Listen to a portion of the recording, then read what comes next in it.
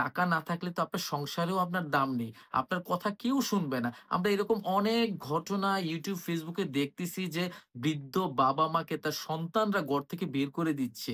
কিন্তু তার যদি আর্থিক সঞ্চয় অবলম্বন থাকতো, তাহলে কিন্তু তার এই ধরনের সিচুয়েশন হয়তোবা ফেস করা লাগতো না। তো এর জন্য আমি আপনাদেরকে মোটিভেট করি যে আপনার যত পরিশ্রমই হোক না কেন, যত কষ্টই হোক না কেন, আজকের পরিশ্রমের কিছু অংশ আপনি সঞ্চয় করেন।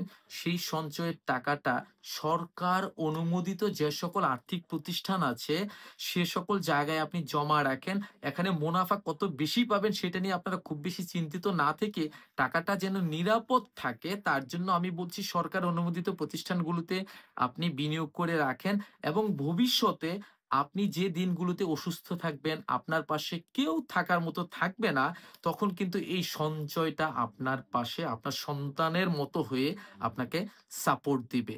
কে কি বলল, কে কি ভাবলো এগুলো না ভেবে আপনি প্রতি মাসে ৳৫০০ করে হলেও সঞ্চয় করেন। সঞ্চয় করা একটা অভ্যাসের বিষয়। দেখবেন আপনি যদি এই অভ্যাসটা আপনার নিজের মাঝে তৈরি করে ফেলতে পারেন, তাহলে একদিকে আপনার একটা অবলম্বন তৈরি হবে, অপরদিকে এই সঞ্চয়ের কথা মাথায় থাকার কারণে অনেক অপচয় এবং আমরা এমন কিছু ব্যয় করি যেটা আসলে না করলেও হয়তো আমার হতো, সেই ব্যয়গুলো কিন্তু কমিয়ে এনে আপনি আপনার লাইফের একটা আল্টিমেট স্যাটিসফ্যাকশন লেভেল সেখানে তৈরি করতে পারবেন।